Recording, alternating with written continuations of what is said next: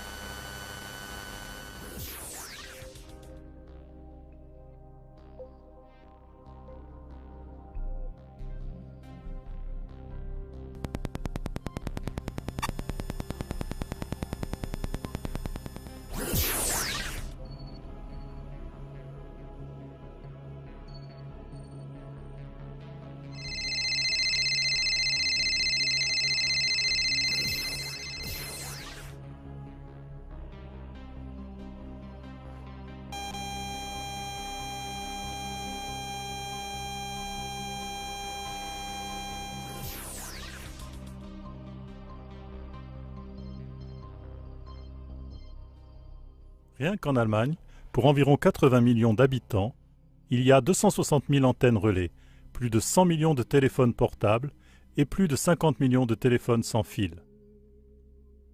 Les antennes sont omniprésentes, il n'y a presque plus d'endroits où les ondes pulsées à haute fréquence ne parviennent pas. Au travers de résultats, de recherches et d'observations dans l'environnement, il devient toujours plus clair que les ondes pulsées à haute fréquence entraînent des dommages sur la santé. Nous vous saluons cordialement pour notre documentaire d'aujourd'hui qui a comme thème « Téléphonie mobile, le danger dissimulé ». Dans ce documentaire, nous vous guidons pas à pas dans un exposé de preuves que chaque amateur peut comprendre facilement. Des questions écrites en rouge vous serviront d'orientation. Ainsi, pas à pas, nous faisons la lumière dans la confusion sur les dangers de cette technologie. Selon la 26e ordonnance de la loi fédérale sur la protection contre les émissions, la population doit être protégée face à ces dangers par la mise en place de normes d'émission. Dans un premier temps, nous répondrons à la question « Est-ce que ces normes d'émission présentent une réelle protection ?» Les ondes naturelles, sans la surcharge de la téléphonie mobile, s'élèvent à 0,000001 microwatts au mètre carré. En Allemagne, le seuil d'émission du réseau UMTS a été fixé à 10 millions de microwatts au mètre carré. C'est justement ici que nous devons nous arrêter et poser la question suivante. Est-ce une bonne chose si des personnes augmentent de plusieurs millions de fois le seuil donné par la nature et décident que c'est sans danger ? La nature est-elle si stupide ou l'homme si intelligent? Comment cette norme a-t-elle été mise en place et qui l'a fixée? Nous sommes ici à Munich, devant le bâtiment de l'ICNIRP, ce qui veut dire International Commission on Non-Ionizing Radiation Protection. En français, Commission internationale pour la protection contre les ondes non ionisantes. Cette association privée propose les normes des ondes pour le monde entier. Qui est cette association si éloquente? Les membres de cette organisation ne sont pas nommés ou désignés par le gouvernement, mais ils nomment eux-mêmes leurs membres. Dans la plupart des cas, ce sont des personnes qui occupent une place importante dans l'économie. Ici, je cite le professeur Bernhard, président de l'ICNIRP. Si l'on réduit les normes, alors on détruit toute l'économie. La position de l'Allemagne sera en danger. Mais comment des experts neutres jugent-ils les directives de l'ICNIRP?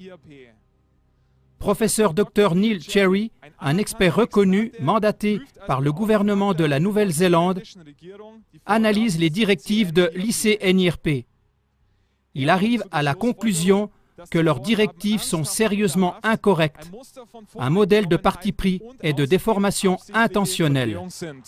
Malgré les grandes réserves émises par d'éminents scientifiques, le gouvernement allemand et l'OMS ont repris les propositions de cette organisation proche du milieu des affaires. La mise en place des normes pour le monde entier se reporte à cette organisation proche des milieux industriels. Là, nous arrivons à la racine. Quels peuvent bien être les intérêts représentés par cette organisation privée?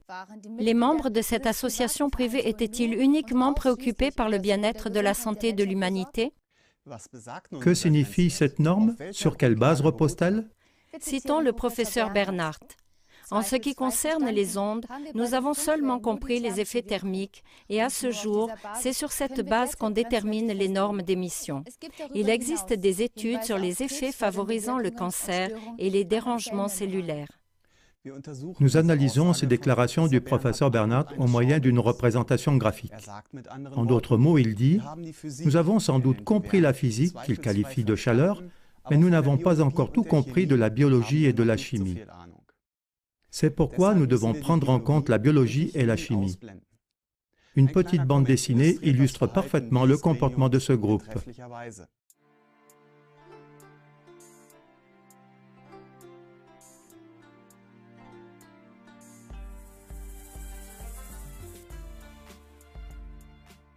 Lors d'une excursion scolaire, un élève demande à son prof de physique. Cette amanite mouche est dangereuse? Est-ce dangereux si je te lance une pierre à la tête à une distance d'1 mètre?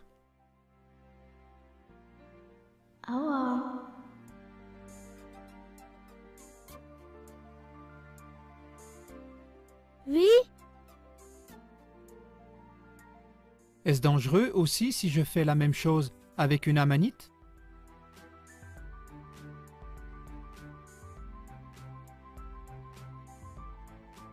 Non.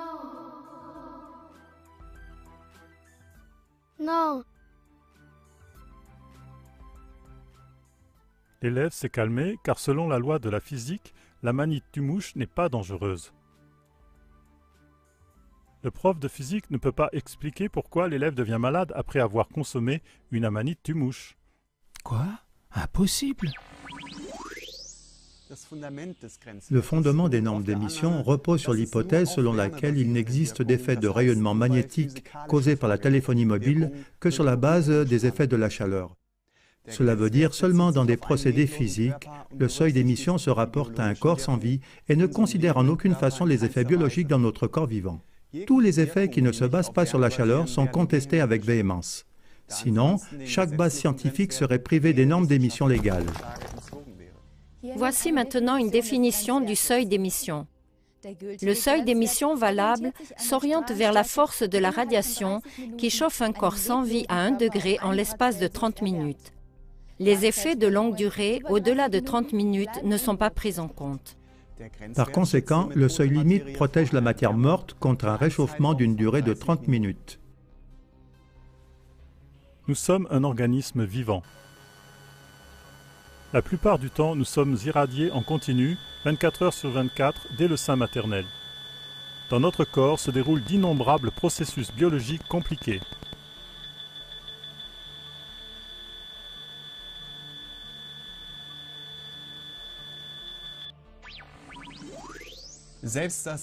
Même le groupe ICN-IRP doit reconnaître dans ses lignes directrices que le seuil d'émission ne protège que des effets sanitaires dus au réchauffement tissulaire immédiat et à court terme. Cependant, tous les spécialistes sont d'accord avec le fait que, par exemple, le Wi-Fi n'entraîne pas de risque d'échauffement. Les normes d'émission protègent contre quelque chose qui ne représente finalement aucun danger et sont donc une sournoise tromperie pour la population. En instituant les normes d'émission, les effets biologiques non thermiques n'ont pas été pris en compte. Par exemple, les effets causés sur les nerfs et sur les hormones ont été complètement ignorés.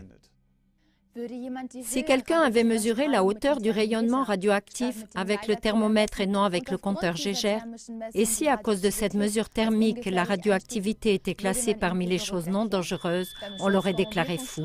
Pourtant, on nous vend ceci comme étant la science. Chers téléspectateurs, nous avons montré que les seuils d'émission valables sont irresponsables. La direction scientifique du Parlement européen STOA l'a aussi confirmé. L'inquiétude du public n'est pas sans fondement. Les lieux d'exposition de longue durée ne devraient pas dépasser 100 microwatts par mètre carré. Nos scientifiques et nos experts se sont-ils trompés de dizaines de puissances en établissant le seuil d'émission en Allemagne? Car un accident majeur de la téléphonie mobile nous attend. Les contrevoix des scientifiques renommés confirment cette crainte. Le professeur Volger de l'École supérieure d'ingénieurs d'Aix-la-Chapelle avait déjà dit en 2001 « L'affirmation d'un effet protecteur, le seuil d'émission, doit être considérée comme une fausse information scientifique. Ceci correspond légalement à toutes les caractéristiques de la fraude et inclut les grosses atteintes de négligence, les atteintes intentionnelles et les coups et blessures. » Dans la deuxième étape de notre documentaire, nous voudrions maintenant savoir s'il existe des effets biologiques causés par le rayonnement magnétique de la téléphonie mobile.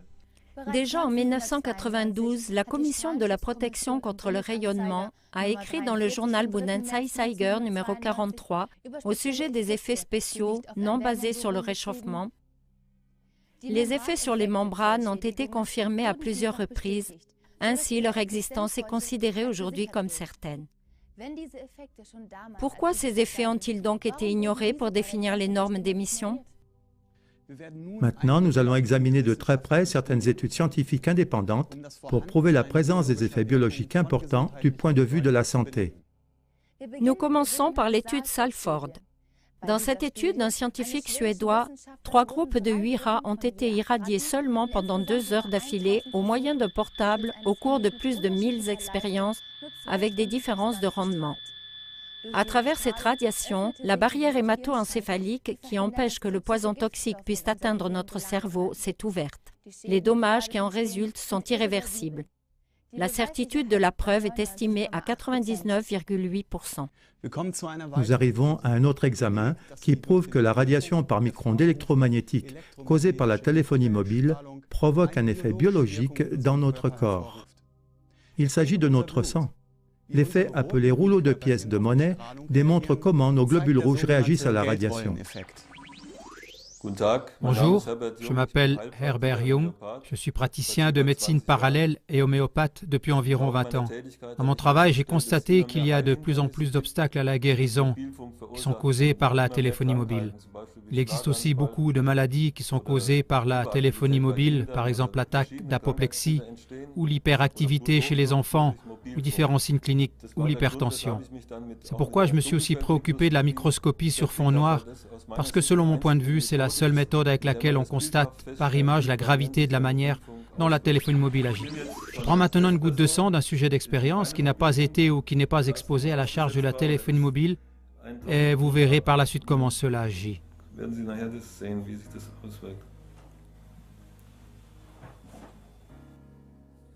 Maintenant, vous pouvez voir la goutte de sang que nous avons prise sur une petite feuille et on peut l'examiner au microscope.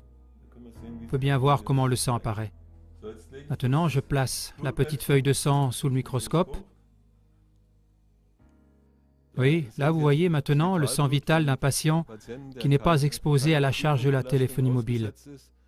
Là vous voyez que les érythrocytes sont bien libres. On peut voir le sérum du sang. Il n'y a pas non plus de réseau de toiles d'araignée dedans, donc les philites.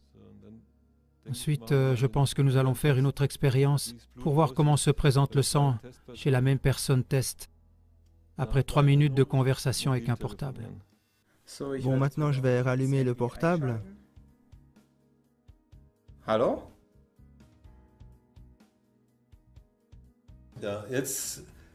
Maintenant que la personne test a téléphoné 3 minutes avec le portable, nous voulons voir ce que cela produit. Faisons maintenant une prise de sang pour pouvoir l'analyser. Bon, nous avons maintenant le sang au bout de 3 minutes d'appel avec le portable. Regardons maintenant ce que cela donne.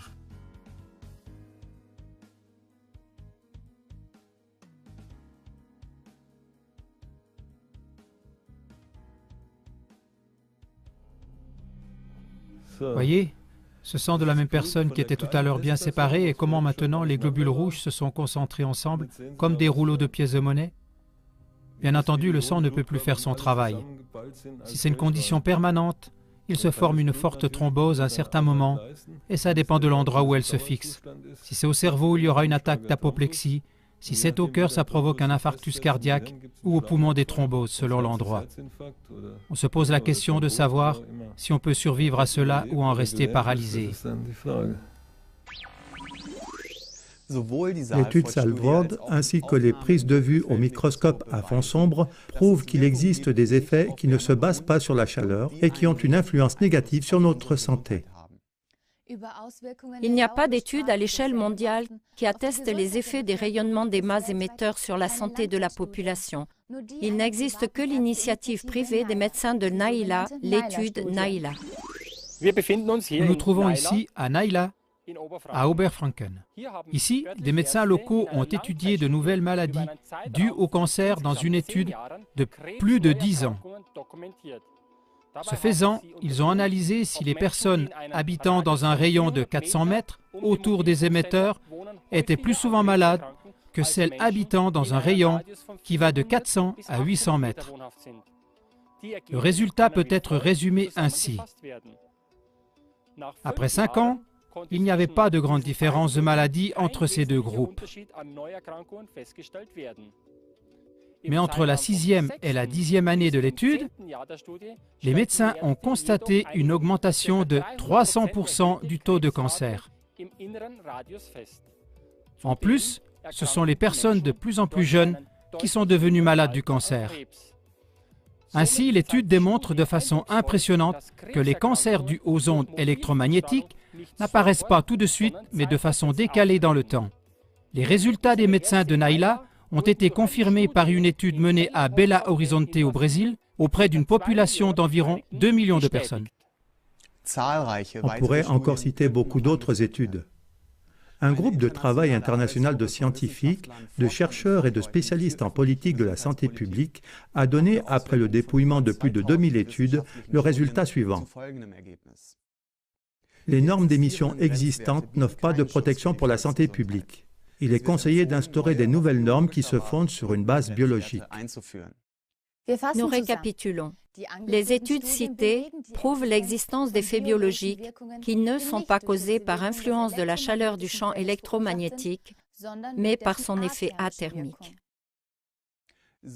Ainsi, nous arrivons au troisième volet de notre documentation et nous posons logiquement la question suivante. Est-ce que ces effets biologiques athermiques prouvés ont des conséquences négatives sur notre vie? Le géobiologiste Maes rapporte « Les plaintes se font plus fortes, car les symptômes physiques et psychiques, comme par exemple maux de tête, vertiges, fatigue chronique, acouphènes, problèmes hormonaux, nerveux, cardiaques et de sommeil, difficultés de concentration, troubles déficitaires de l'attention, troubles d'hyperactivité, TDAH, agacement, allergie, angoisse, troubles de la vue et indisposition générale apparaissent juste après qu'on ait installé de nouvelles antennes émettrices dans les parages ou après que des téléphones sans fil ont fait leur apparition. Malheureusement, les données statistiques qui ont été publiées par Rosta et par l'UNICEF en 2009 et 2010 ont démontré que depuis les années 2000, il y a un accroissement continu de maladies infantiles qui sont à attribuer selon toute vraisemblance à l'utilisation du portable. Au sujet des faits alarmants de cette enquête, l'accroissement des maladies est particulièrement préoccupant parmi les jeunes gens de 15 à 19 ans en comparaison à l'année 2000. Les troubles du système nerveux central ont doublé. Les maladies du sang et les troubles du système immunitaire ont augmenté de plus de 80%. Les troubles neurologiques de plus de la moitié, plus 58%. Et les troubles épileptiques de plus de 36%. L'affirmation « les portables rendent bêtes » se reflète dans la contre-performance croissante des élèves car la conséquence des communications par portable sont des troubles de la mémoire, un manque de concentration, des maux de tête, des acouphènes et d'autres symptômes similaires. Sur toile de fond du champ électromagnétique croissant, nous vous montrons maintenant un exemple du quotidien d'une école allemande qui n'est certainement pas un cas unique. Oui, prenez place s'il vous plaît. Merci beaucoup. Monsieur Weiner, merci beaucoup de vous être déplacé dans notre école en qualité d'expert des ondes. Beaucoup de nos élèves sont déconcentrés. Certains montrent des mauvaises performances inattendues. Certains sont hyperactifs et d'autres par contre sont dépressifs. Est-ce que cela peut avoir un rapport avec les ondes? Oui, bien sûr. J'en ai fait moi-même l'expérience. Je suis devenu électrosensible.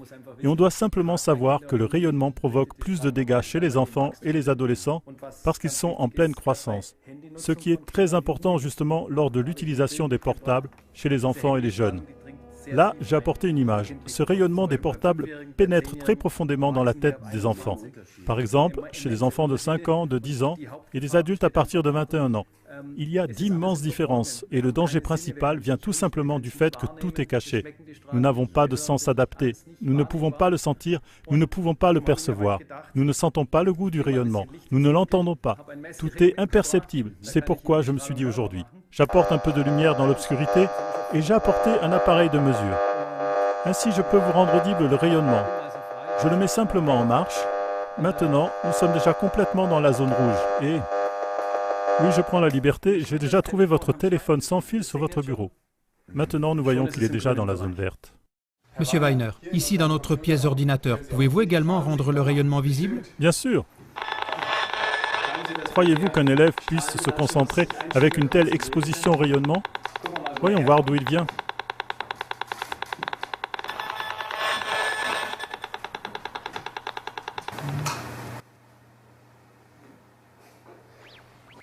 Monsieur Weiner, nous nous trouvons maintenant à l'étage supérieur. Qu'en est-il ici avec le rayonnement?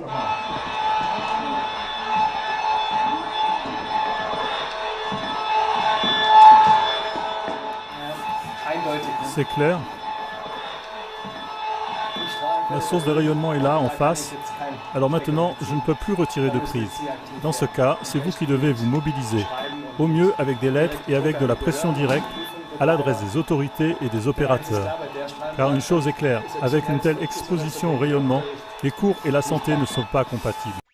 La nouvelle suivante venant de Bavière confirme que notre court-métrage est d'actualité.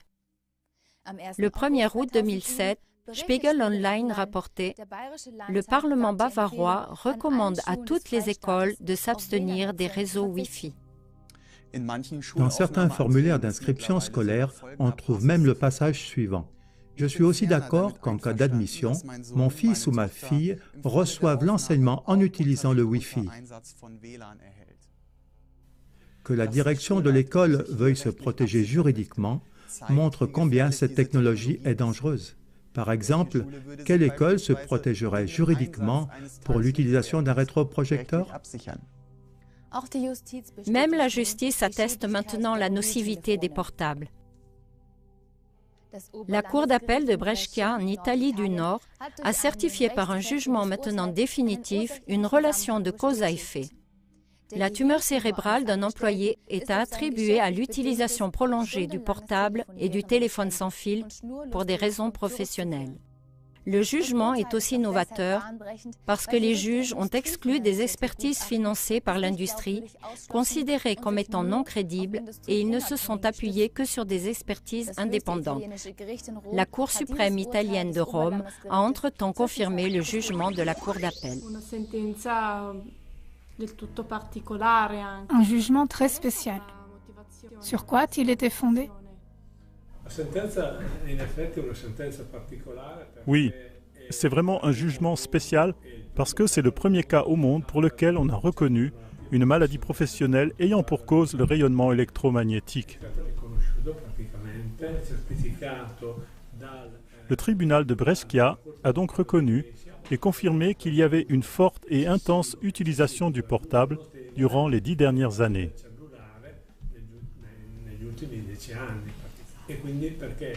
Et ce, parce que j'ai utilisé le portable et le téléphone sans fil pendant 5 à 6 heures par jour pour de longs entretiens.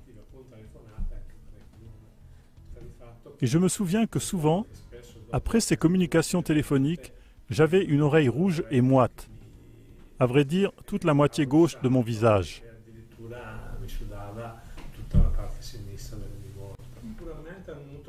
Ceci est vraiment très alarmant. Mais je veux encore vous dire une autre chose qui a aussi été publiée dans les médias.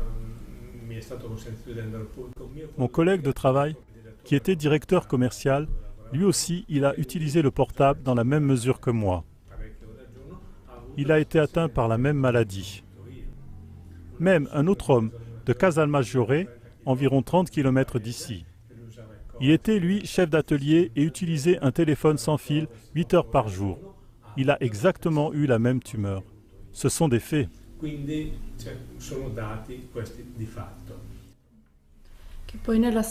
Dans le jugement que vous avez mis aimablement à notre disposition, on fait aussi mention d'une comparaison entre le rayonnement d'une bombe atomique et la téléphonie mobile. Qu'est-ce que vous pouvez en dire? Oui, sur ce point, le jugement se réfère à une comparaison du CTU qui a été constituée par le médecin mandaté par la Cour d'appel de Brescia. Cette comparaison dit que la téléphonie mobile produit plus de dommages que par exemple la bombe atomique d'Hiroshima. Mais la différence, c'est que la bombe atomique exerce un effet temporel. Par contre, toute l'humanité est exposée au rayonnement de la téléphonie mobile chaque jour durant 24 heures, et cela 365 jours par an. De même, des experts, des scientifiques et des médecins confirment les pires craintes. Un employé de chez Motorola, Robert Sekane, qui a travaillé dans l'industrie des télécommunications pendant plus de 30 ans, en vient au résultat suivant dans son livre « Téléphone cellulaire, la roulette russe ». Pour l'utilisateur, une communication téléphonique de 2 minutes se répercute pendant une semaine dans les circuits cérébraux modifiés. L'utilisateur du portable remarque l'altération de son tissu cérébral seulement lorsque son cuir chevelu, qui absorbe très peu d'énergie, est chaud au toucher.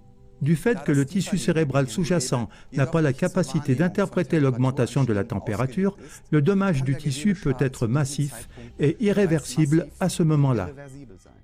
Louis Morgan, ingénieur en électricité et directeur de la Société américaine de lutte contre les tumeurs cérébrales, a dit en 2009 dans une interview avec le magazine Saldo, des centaines de milliers d'utilisateurs de téléphones portables vont être atteints de tumeurs cérébrales. Les téléphones portables devraient être interdits jusqu'à 18 ans. Le risque de tumeur est nettement plus élevé pour les enfants que pour les adultes. Et encore une chose. Cela, tout le monde peut le vérifier lui-même sur Internet.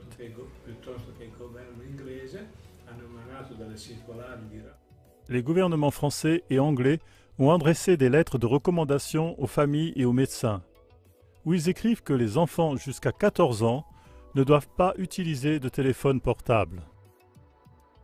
Parce que dans cette phase de développement, où les organes des enfants, garçons et filles, se développent, une utilisation intense du téléphone portable peut causer de graves dommages pathologiques.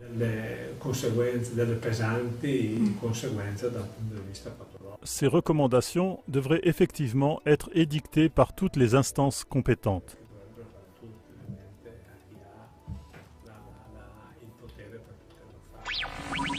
Nous arrivons maintenant à une question très importante. Les effets biologiques émanant des radiations de la téléphonie mobile pourraient-ils déclencher le cancer? L'Organisation mondiale de la santé, OMS, a annoncé le 1er juin 2011 que le Centre international de recherche sur le cancer, CIR, a classé le rayonnement électromagnétique de haute fréquence sur la liste des substances cancérigènes dans la catégorie 2B. 31 experts de 14 pays ont obtenu ce résultat après l'interprétation de presque toutes les preuves scientifiques disponibles. Cette nouvelle classification a révisé la déclaration précédente disant que les ondes magnétiques ne seraient qu'en mesure de chauffer le tissu. Il est prouvé que le cancer ne provient pas d'un effet thermique. Par cette classification, la dangerosité des ondes électromagnétiques est comparée au danger des vapeurs d'essence, de chloroforme et de l'herbicide DDT. Malgré cette classification et malgré les études énumérées comme par exemple l'étude Nalia ou Zalford, la norme d'émission reste inchangée et la possibilité que la téléphonie mobile puisse causer le cancer est encore toujours contestée avec véhémence par les opérateurs et même aussi par les politiques, sous prétexte qu'il n'y aurait pas de preuves. Monsieur Weiner, vous avez une formation de radioélectronicien et vous êtes connu pour de nombreuses conférences et émissions de télévision. Pouvez-vous confirmer qu'il existe un risque de cancer très élevé à proximité d'une antenne? Oui, la classification de la téléphonie mobile comme étant un cancérigène possible par l'Organisation mondiale de la santé est, d'après mes années d'expérience, largement minimisée. De partout, les initiatives citoyennes me confirment qu'à proximité d'une antenne, et particulièrement dans la direction principale des missions, c'est dans ces maisons-là qu'il y a une recrudescence de cancer. Tous les groupes d'âge sont touchés et les gens y meurent. Et ici, nous le voyons donc à l'exemple de l'émetteur sur cet immeuble. Les émetteurs sont orientés de telle sorte qu'ils émettent directement dans les centres-villes et dans les rues et les maisons. Pour celui qui veut regarder de plus près, je recommande comme exemple bien documenté l'étude de Müllendorf en Autriche et l'article sur le village cancer Voltorino en Italie. Là, vous pouvez encore voir beaucoup plus de choses avec plus de précision. Mais dans les faits, nous le voyons de toute façon, c'est partout pareil sur toute la Terre. De nombreux autres rapports similaires nous sont parvenus, montrant un lien évident entre les cas de cancer et la proximité des stations d'antennes électromagnétiques. La radio allemande a fait une émission au sujet de la ville de Steinbach-Allenberg. Là-bas, le taux de cancer est 8 fois supérieur. À Mittelsteinae, près de Cuxhaven, sur 260 habitants, plus de 30 personnes souffrent de divers types de cancers. En Grande-Bretagne, l'opérateur O2, dans le comté de Warwickshire, a dû démonter son antenne suite aux protestations de la population après la survenue de 31 cas de cancer dans une seule rue. Italie, étude Radio Vatican. Preuve épidémiologique qu'à 6 km de portée autour de l'émetteur, il y a une augmentation de 220% de leucémies infantiles. Michelozzi, 2001. Pologne, Omega News, tour émettrice de la mort, 55 morts à Chlousk. Israël, Netanyahu, risque quadruplé de cancer à proximité d'antenne. Burgerwelle, Suisse. Nouvelle-Zélande, étude Cherry, lien de cause à effet entre les cas de tumeur et le nombre d'émetteurs actifs en fonction de la distance. Cherry, 1999.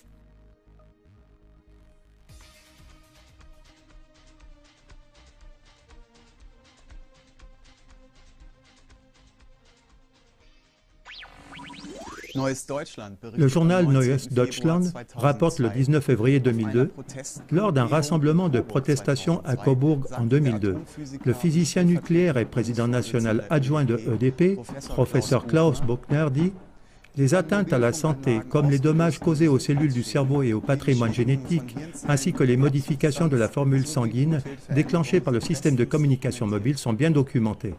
En ce qui concerne les normes d'émission trop hautes pour le rayonnement de téléphonie mobile, Buchner a souligné « C'est un meurtre, il y a des gens qui en mourront. Afin de protéger la vie, il est nécessaire de punir les responsables pour atteinte aux droits de l'homme. » Nous résumons la troisième partie de notre documentation. Le rayonnement de haute fréquence endommage considérablement nos vies. Étant donné que ce n'est pas dû au stress thermique, ce sont seulement des processus biologiques qui peuvent en être la cause. Nous passons maintenant à la prochaine étape de l'exposé des preuves et nous clarifions maintenant dans la quatrième partie de notre documentaire si ces dommages peuvent être confirmés par des exemples tirés de la pratique.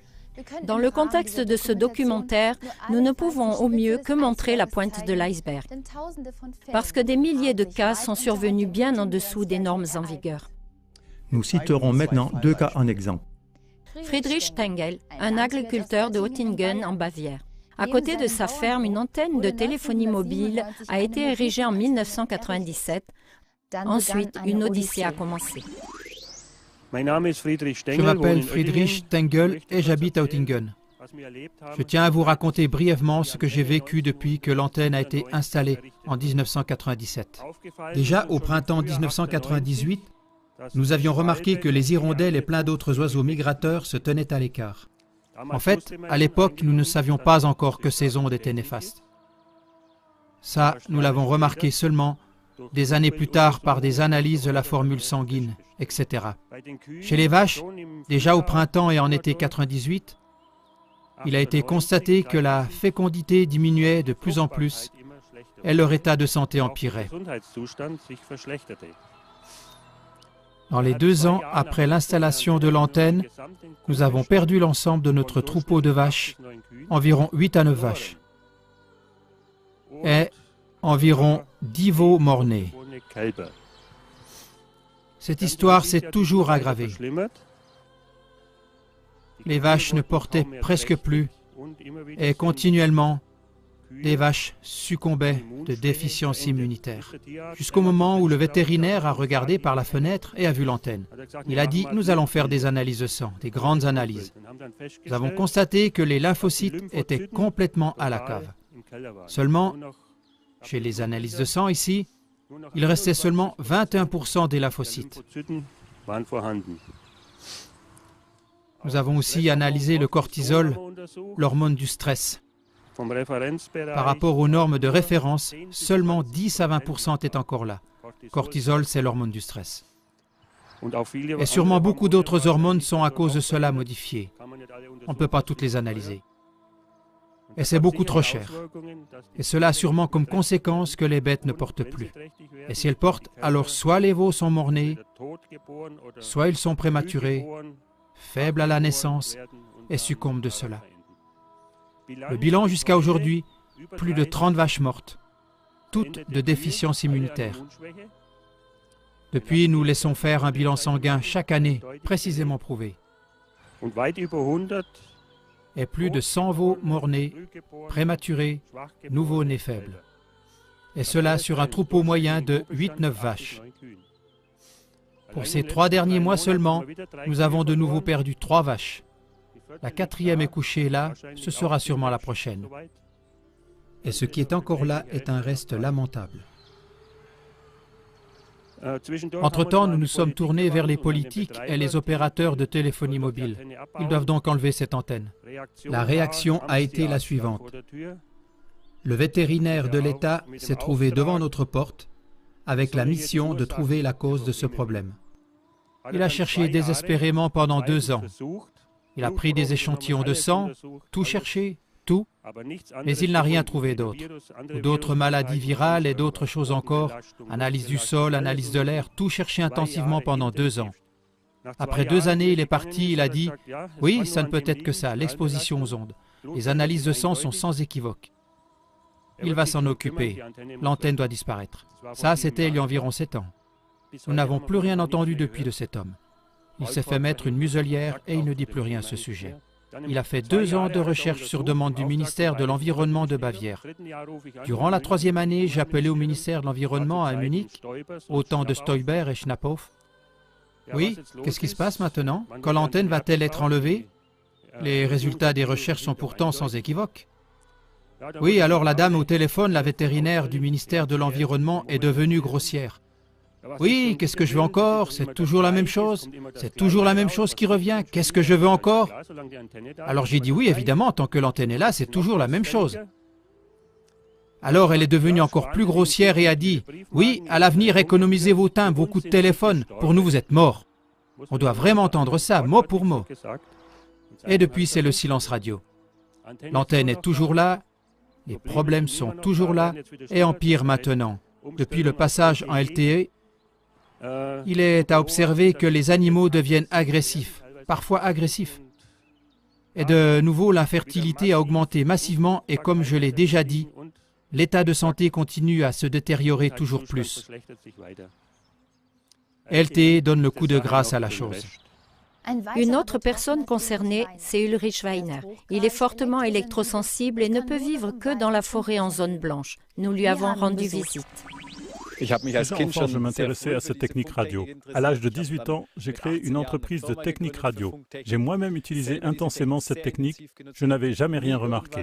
Et puis ça a commencé avec des troubles de la concentration, avec des maux de tête après chaque communication par portable. Et bien sûr, dans un premier temps, j'ai toujours pensé « Bah ouais, tu as du mal dormir ou tu as trop de stress ». Mais je ne l'ai jamais mis sur le compte des ondes radio. Ensuite, cela a empiré. Des troubles de la vue, des troubles du langage, des troubles du rythme cardiaque, jusqu'à la défaillance du système nerveux central. Et puis, après le premier effondrement en 2002, j'ai vraiment dû en tirer des conséquences. Et je suis sorti pour venir ici, dans les dernières zones blanches d'Allemagne, ici au milieu des forêts, et depuis je vis ici, hors de tout réseau de téléphonie mobile.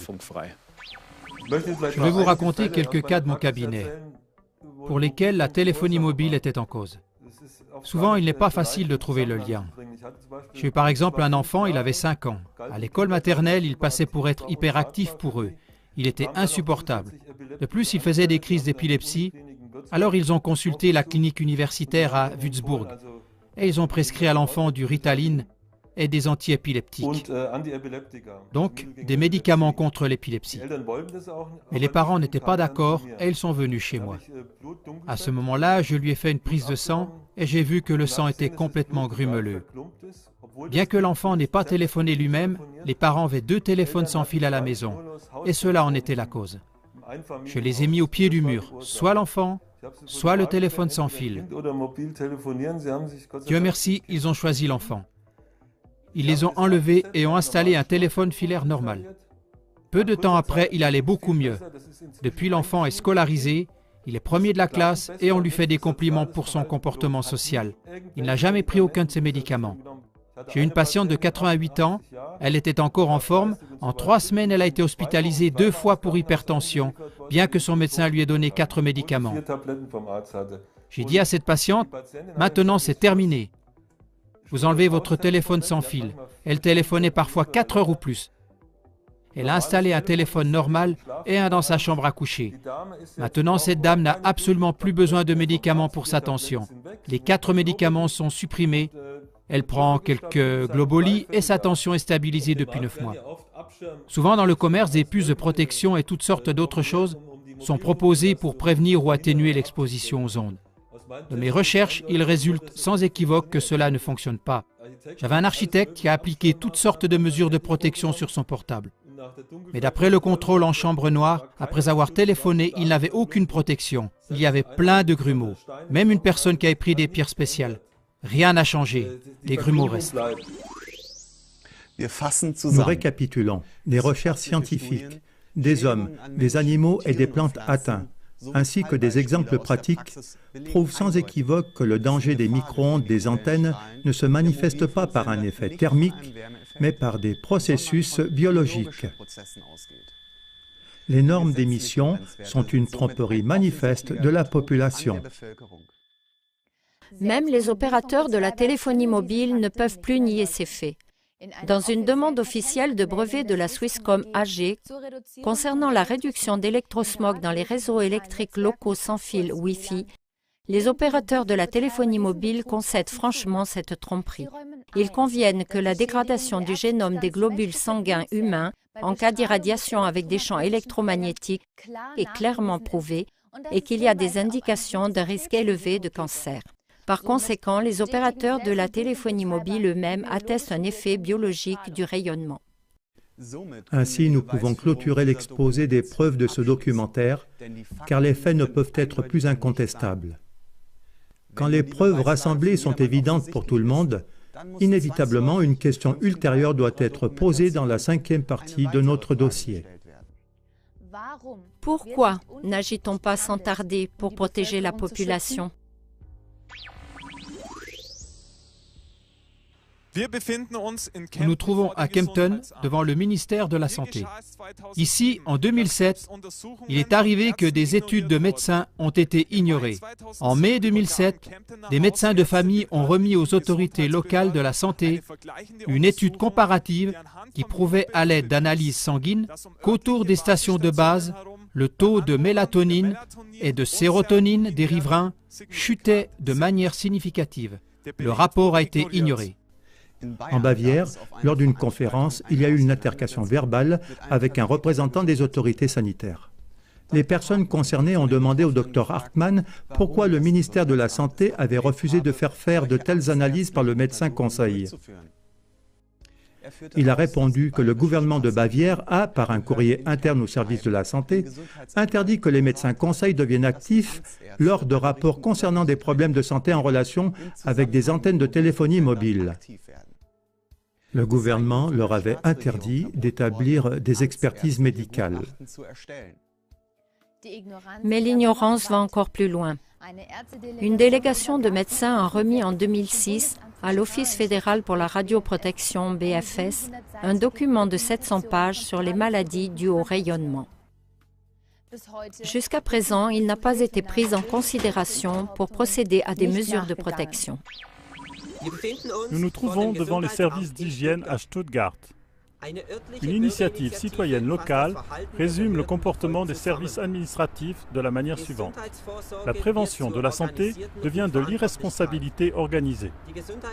Les offices de la santé refusent simplement de se pencher sur le sujet. Parce que dans le décret, il est inscrit qu'en dessous des normes d'émission, on ne devient pas malade. Alors on ne peut pas être malade. C'est décrété ainsi. Le citoyen devenu malade illégalement ne convient pas à ce décret. Il est classé comme étant un simulateur ou un malade mental. Ainsi, on peut se débarrasser de la réalité. Ici, à l'arrière-plan, vous voyez l'Office fédéral pour la radioprotection. Dans le même bâtiment se trouve aussi le siège de l'ICNIRP, cette association privée qui a manigancé la duperie des normes d'émission. Ceci explique peut-être aussi pourquoi l'Office fédéral protège les rayons contre les hommes et pas les hommes contre les rayons. Dans les brochures, les faussaires et de la falsification subtile à la criminalité scientifique, il est prouvé à l'aide des documents publiés que des recherches ont été falsifiées intentionnellement non seulement par l'Office fédéral de la radioprotection, mais encore par le gouvernement fédéral. En outre, des recherches ont été empêchées, retardées, cachées ou simplement ignorées.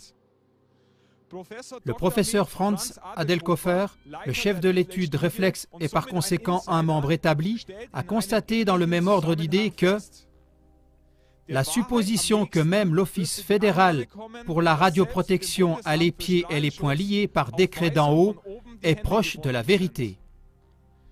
Les faits rassemblés sont incontestables et ne permettent qu'une conclusion. Si des montagnes de preuves matérielles sont ignorées, ça ne peut plus être justifié par la négligence de quelques fonctionnaires, mais cela se passe intentionnellement sur instruction d'en haut. Ici, par conséquent, la santé de nations entières est délibérément sacrifiée.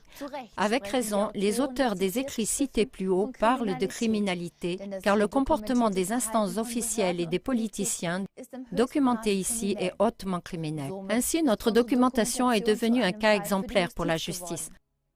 C'est pourquoi nous devons poser la question suivante dans la 6e partie. Dans quelles mains criminelles le gouvernement est-il tombé? Dans cette partie, nous voulons examiner plus exactement sous toutes les coutures l'influence que les associations de lobby exercent. Nous commençons par l'influence sur la politique.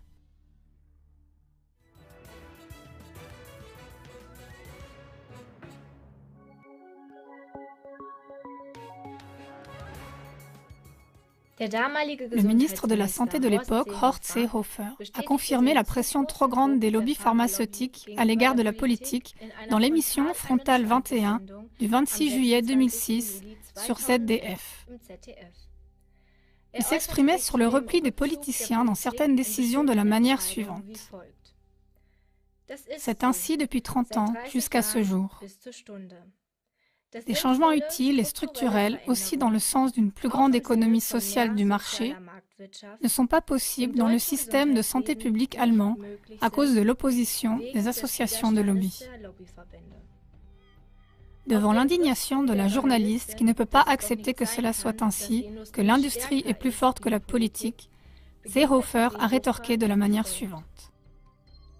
Je ne peux que vous décrire que c'est ainsi, et que cela se passe comme ça. Et cela de manière très active. Lors d'une seconde interview sur ARD le 20 mai 2010, Seehofer a confirmé la déclaration en d'autres termes. Ceux qui décident ne sont pas élus, et ceux qui sont élus n'ont rien à décider. Klagemauer TV, ce n'est pas de citoyens transparents, mais de médias, de politiciens, de directeurs financiers transparents que nous avons besoin. Ce sont les lobbies de la téléphonie mobile et de la pharmacie qui décident. La santé de la population est sacrifiée sur l'autel de l'appât du gain. Sur ce point, un autre extrait de la brochure Les faussaires. Face à cette situation de fait, on doit constater que lorsqu'on s'interroge sur les dangers des nouvelles technologies de la communication pour la santé, il ne s'agit pas d'un débat scientifique, mais de différends entre les intérêts économiques d'une branche industrielle et du gouvernement d'un côté, et les intérêts sanitaires de la population de l'autre côté. Ce faisant, nous venons à l'influence que les actions de lobby exercent sur la science. Le professeur Heinrich Schendorf était procureur lors du procès sur les produits de traitement du bois et il est par conséquent un initié, il dit. Un grand nombre d'experts émettent simplement de faux avis. Ils ne se trompent pas, ils mentent. Et ils mentent avec calcul, toujours au profit des parties prenantes à l'affaire économiquement plus puissantes, au profit de l'entreprise, du cartel des industries et du fabricant.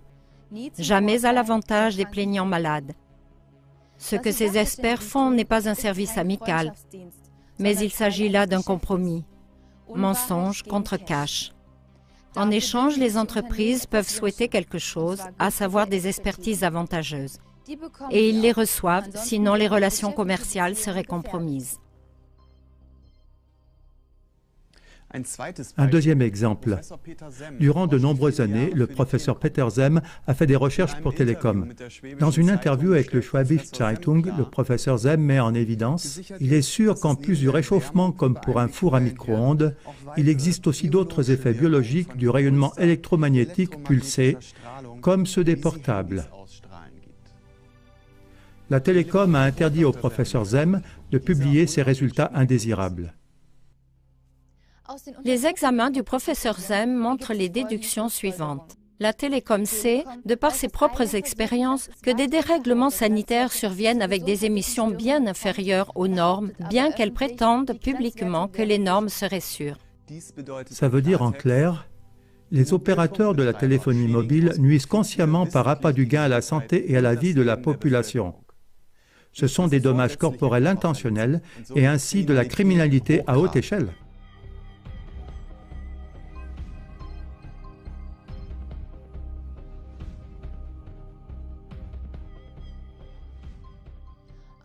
Le magazine Nature Arts de décembre 2007 raconte aussi des scientifiques qui ont fait des recherches sur ordre de l'industrie et qui ont publié des résultats alarmants ont été diffamés, menacés et licenciés.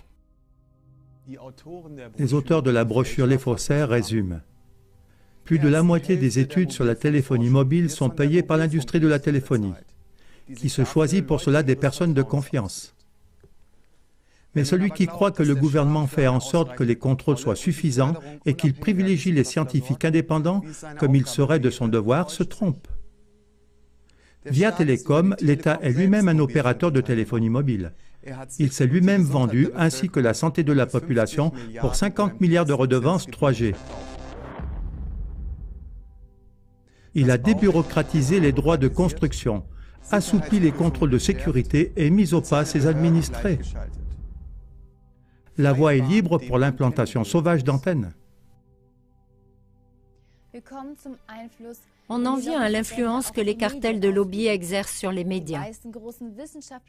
La plupart des grands journaux scientifiques et les grands médias ne publient presque que des rapports rassurants. Mark Lutz, un étudiant en spot publicitaire, a voulu donner la preuve par l'exemple et a écrit un exposé pour un documentaire sur les dommages causés par les ondes électromagnétiques et a proposé son histoire à des chaînes de TV dominantes et à des magazines connus. Voici la réaction d'une chaîne de TV connue. Vous voulez nous proposer un film sur les dommages causés par la téléphonie mobile? C'est un sujet super, mais avez-vous aussi réfléchi qui sponsorise nos spots de publicité? Une censure a lieu dans les médias. Les informations vitales sont sciemment cachées à la population par appât du gain. Ça aussi, c'est un comportement criminel. Après avoir constaté que les lobbies contrôlent aussi bien la science que les médias et même la politique, nous allons au 7e volet et nous posons la question suivante. Y aurait-il encore des arrière-plans cachés plus profondément? Qui contrôle ou plutôt qui supervise au juste les lobbies? Savez-vous par exemple que notre réseau moderne de téléphonie mobile est en même temps un gigantesque réseau de surveillance? Pourquoi lors de chaque achat de téléphone portable, le numéro de la carte d'identité doit-il être enregistré? Dans chaque portable, les possibilités de surveillance, y compris la fonction puce, sont mises en fonction dès le début. Par ce moyen, il est possible que chaque utilisateur soit localisé partout et à tout instant. Chaque conversation peut être interceptée et tout mouvement être enregistré. C'est un pas en direction du citoyen transparent. Si la couverture de réseau est totale, ça signifie en effet que chaque utilisateur de portable peut être localisé partout et en tout temps. Bilan. De tout temps, dans l'histoire de l'humanité, l'intention des puissants et des dirigeants était de pouvoir tout surveiller et contrôler. Il n'y a encore jamais eu une possibilité de contrôle aussi parfaite et sans faille que celle d'aujourd'hui. Le livre renommé 1984 de George Orwell n'est plus une fiction, il est la réalité. Chaque utilisateur de portable est automatiquement prisonnier du réseau de surveillance. Pourtant, parallèlement au réseau de surveillance, le réseau de téléphonie mobile peut aussi être détourné comme une arme militaire à des fins de contrôle mental. Ainsi, entre les années 1962 et 1979, l'ambassade américaine à Moscou a été irradiée par des micro-ondes par le gouvernement russe. En raison de cette irradiation par micro-ondes, un tiers des employés de l'ambassade américaine est finalement décédé du cancer. Les Soviétiques connaissaient l'efficacité biologique de ces irradiations par micro-ondes qui étaient bien inférieures aux normes en vigueur. Bien que les Américains aient protesté contre ces irradiations, les Soviétiques ont pu continuer celles-ci avec l'argument que l'irradiation est 10 000 fois inférieure aux normes en vigueur pour la téléphonie mobile. Le scientifique Tim Reifat a fait des recherches sur ces armes à micro-ondes. Il a découvert que les Soviétiques utilisaient à l'époque les fréquences de notre réseau de téléphonie mobile actuel, c'est-à-dire 900 à 1800 MHz. Ce sont exactement les fréquences de notre réseau actuel. La citation suivante vient aussi de lui. C'est une règle des services secrets de cacher quelque chose au grand public. Amener la population à accepter une arme à micro-ondes pour contrôler les consciences et influencer son comportement sous couverture de la téléphonie mobile, c'était un coup de génie. Que les hommes payent encore pour ces appareils de contrôle des consciences afin que leur cerveau et leur conscience puissent être endommagés pour les rendre plus facilement contrôlables et dociles, c'est du génie diabolique. Nous récapitulons. Nous avons montré que les taux d'émission en vigueur pour les ondes électromagnétiques pulsées est une tromperie évidente de la population. Les normes d'émission ne nous protègent pas, elles nous trompent. Les dommages démontrés, causés aux hommes, aux animaux et aux plantes, prouvent que cette technologie est orientée contre la vie et pour cela doit être rejetée jusqu'à ce qu'une alternative inoffensive soit trouvée. L'irradiation forcée de toute la population a été légalisée par la puissance des lobbies et est maintenant tolérée par les autorités.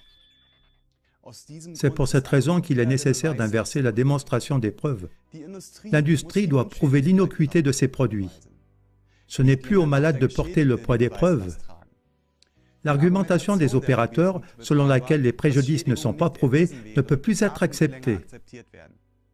Cette façon d'argumenter n'est finalement que la preuve que les opérateurs ne s'intéressent en aucun cas à la santé de la population, mais qu'ils sont uniquement poussés sans scrupule par des intérêts économiques. Sinon, en cas de soupçon, ils débrancheraient déjà préventivement les antennes jusqu'à la preuve totale de l'innocuité. Que pouvons-nous faire? Klaus Weber, auteur de la brochure « La téléphonie mobile, le danger passé sous silence » a fait quelque chose. Nous l'avons interviewé à ce sujet. Nous passons l'antenne au studio de Heilbronn. Monsieur Weber, qu'est-ce qui vous a motivé à rédiger cette brochure d'information? La dimension du préjudice causé par cette technologie m'a profondément choqué. Presque tous les habitants sont concernés et la plupart ne sont pas conscients du danger. Alors j'ai simplement dû agir. J'ai réduit mon temps de travail de 50% et j'ai fait des recherches pendant des mois pour pouvoir réaliser cette brochure. Ce crime doit venir à la lumière du public. À votre avis, que pouvons-nous faire contre cette irradiation forcée? Devrions-nous en priorité dévoiler la tromperie des lobbies de la téléphonie mobile par un travail d'information? Certainement, le travail d'information est le premier pas pour amener le danger de la téléphonie à la lumière. Mais chaque médaille a ses deux faces. Nous ne pouvons pas, d'un côté, mettre au pilori le lobby de la téléphonie mobile et de l'autre côté ne pas être prêt à faire un petit sacrifice, c'est-à-dire renoncer au portable. En dernière conséquence, nous finançons nous-mêmes le lobby de la téléphonie mobile. Ulrich Weiner l'a bien récapitulé. Lors d'une conférence, il a dit « Cette technique est une agression contre la famille. Elle est une agression contre nos vies. Il n'existe qu'un seul chemin pour y remédier. C'est le renoncement absolu. Il n'existe aucun autre chemin. » De plus, dans votre brochure, vous parlez de téléphoner passivement. Exactement. Téléphoner passivement est de loin plus dangereux que fumer passivement. Par exemple, parce que notre sang devient grumeleux. Chaque utilisateur de portable porte par son comportement une part énorme de la problématique globale. Téléphoner avec son portable n'est pas une affaire privée, parce qu'on ne se nuit pas seulement à soi-même, mais aussi à son entourage. On doit être conscient lorsqu'on téléphone que les personnes qui habitent à proximité des antennes sont beaucoup plus irradiées lors de ces appels. Plus nous téléphonons, plus des mâts doivent être érigés. Le réseau de téléphonie mobile et la protection de la santé sont des opposés incompatibles. Monsieur Weber, merci beaucoup pour cette interview. Avec plaisir. Avec cela, nous sommes arrivés à la fin de notre documentaire, par lequel nous avons voulu vous transmettre des informations vitales. Ce film documentaire est aussi destiné aux opérateurs qui nient farouchement ces faits, aux soi-disant scientifiques qui masquent les données, aux politiciens qui ignorent, aux médias qui passent sous silence. Chacun d'eux devra rendre des comptes pour son comportement irresponsable, car la lumière démasquera cette injustice. Nous vous remercions, chers téléspectateurs, pour votre intérêt. Dans l'attente d'avoir pu, au travers de ce film, mettre à la lumière le danger caché de la téléphonie mobile et dans l'attente que vous nous aidiez à percer ce dangereux mutisme, nous vous disons au revoir.